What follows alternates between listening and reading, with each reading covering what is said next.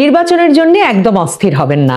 শেখ হাসিনার আমলে নির্বাচনে তত্ত্বাবধায়ক সরকার দেয় নাই, সেজন্য বিএনপি আসে নাই, তাই আপনি ভোট দিতে যেতে পারেন নাই দেখে যারা এতদিন ধরে ভোট দেওয়ার জন্য অপেক্ষা করছেন, শেখ হাসিনা যাওয়া মাত্র ভেবেছেন দেশে একটা প্রতিদ্বন্দ্বিতাপূর্ণ নির্বাচনের হাওয়া বইবে, তারা সে আশা ছাড়েন।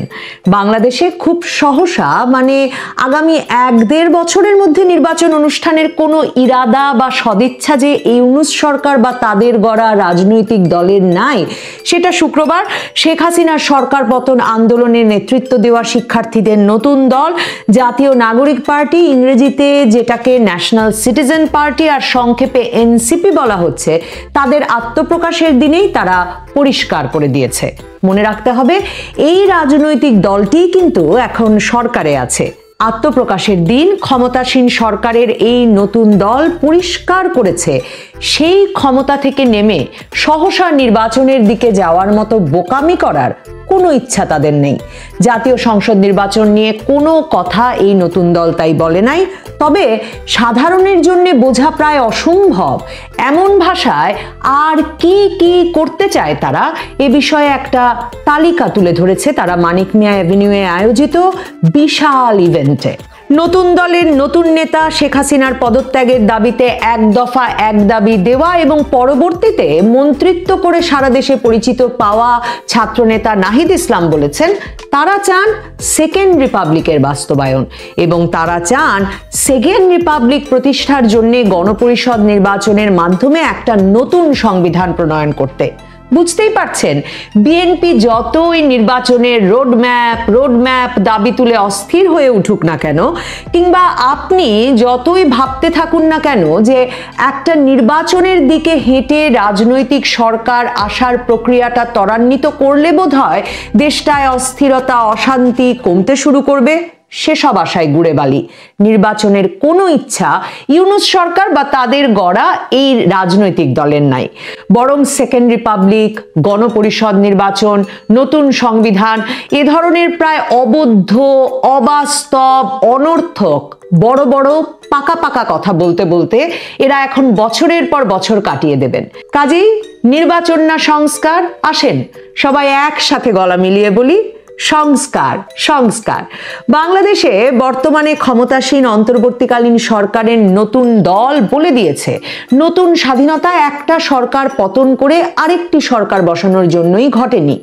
আমি আমার ক্ষুদ্র জ্ঞান আর পড়ালেখায় এদের বড় বড় বাতেলা যতটুকু বুঝতে পারছি, এরা বলতে চাইছেন সামনে যে নির্বাচন হবে তাতে নির্বাচিত প্রতিনিধিরা একটা গণপরিষদ গঠন করবেন এবং গণপরিষদ সদস্য হিসেবে একটা নতুন সংবিধান প্রণয়ন করবেন তারা।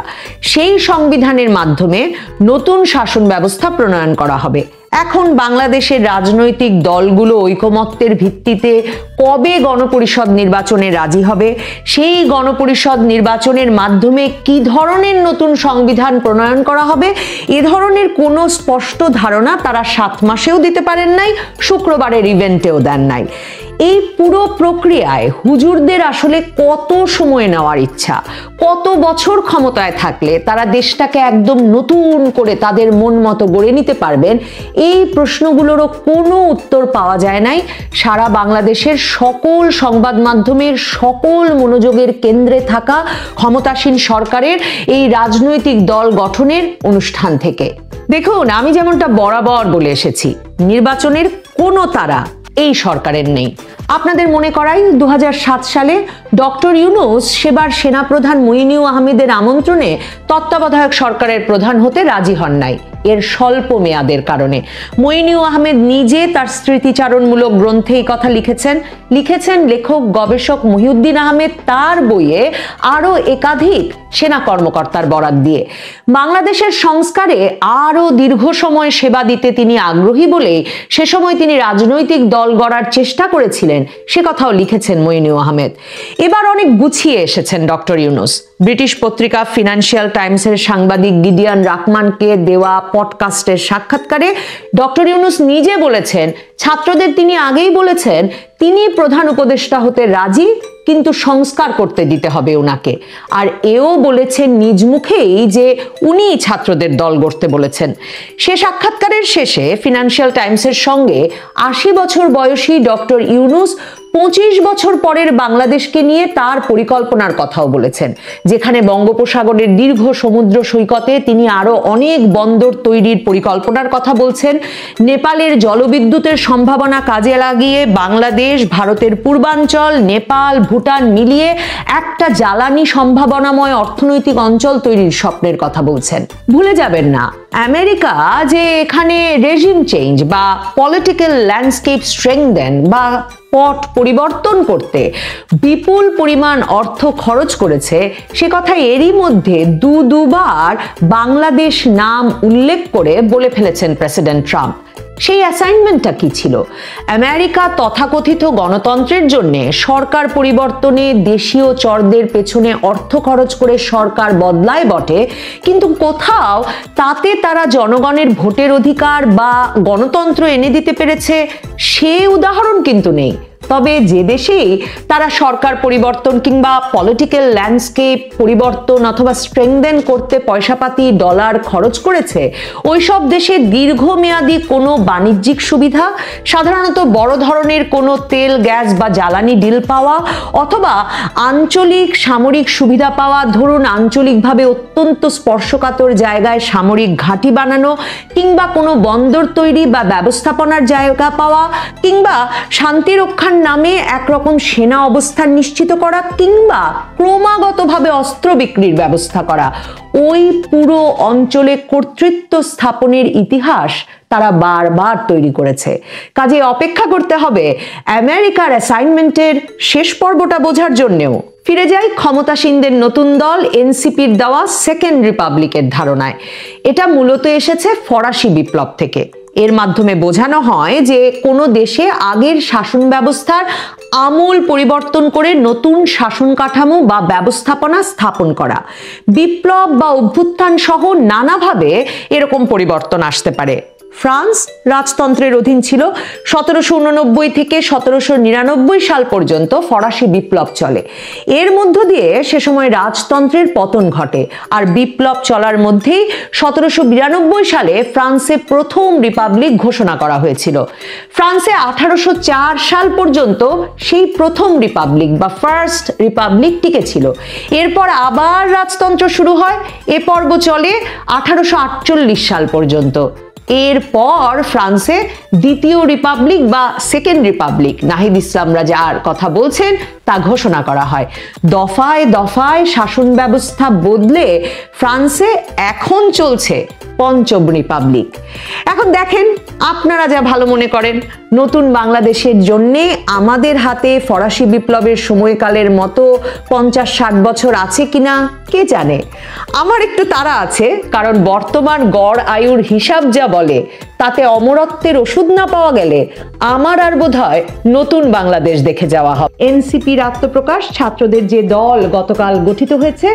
পিরোজপুরে বাস রিকুইজিশন নিয়ে ব্যাখ্যা দিলেন প্রেস সচিব। জানেন যে পিরোজপুর জেলা প্রশাসন গতকাল জাতীয় নাগরিক পার্টি এনসিপির আত্মপ্রকাশ অনুষ্ঠানে যোগ দিতে নেতাকর্মীদের ঢাকায় আসার জন্য 5টি বাস রিকুইজিশন করে দিয়েছে, এরকম খবর অনলাইনে একটা আলোড়ন তুলেছে। নানাজনে নানা রকম সমালোচনা করছেন। এর মুখে প্রেস সচিব বলেছেন যে পিরোজপুর শাখা বৈষম্য বিরোধী ছাত্র আন্দোলন এবং নাগরিক কমিটি এবং জুলাই গণ অভ্যুত্থানে যারা আহত ও নিহত পরিবারের সদস্যদের অনুরোধে জেলা প্রশাসন বাস রিকুইজিশনের সহায়তা করেছে, তবে জেলা প্রশাসন কোনো খরচ দেয়নি।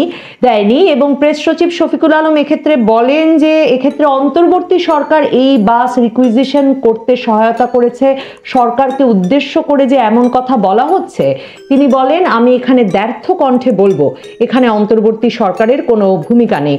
তবে প্রথম আলো যা লিখছে সেখানে প্রতিটা লাইন যদি আমি পড়ে যাই, সেখানে প্রেস সচিব এক পর্যায়ে অবশ্য বলছেন যে তারা এ বিষয়ে পিরোজপুরের জেলা প্রশাসকের সঙ্গে কথা বলেছেন এবং সেই কথার সূত্রে তিনি বলছেন যে জেলা প্রশাসক তাকে বলেছেন যে বৈষম্য বিরোধী ছাত্র আন্দোলন পিরোজপুর শাখা, নাগরিক কমিটি, জুলাই গণ অভ্যুত্থানে যারা আহত হয়েছিলেন এবং নিহত পরিবারের সদস্যরা এসে জেলা প্রশাসনের কাছে অনুরোধ করেছিলেন এবং প্রেস সচিব বলছেন সেই অনুরোধের পরিপ্রেক্ষিতে এক ধরনের চাপে তারা 5টি বাস রিকুইজিশন করায় সহায়তা করেন, কিন্তু এসব বাসের জ্বালানি খরচ, যাতায়াতের খরচ, কোনো খরচ ডিসি অফিস থেকে দেওয়া হয়নি। সম্ভবত এই চাপের বিষয়টি অনুমান করেই সমালোচনা চলছিল ছাত্রদের এই নবগঠিত দলটি জেলা প্রশাসনের গাড়ি নিয়ে ঢাকায় জনসমাবেশে যোগ দিতে আসায়।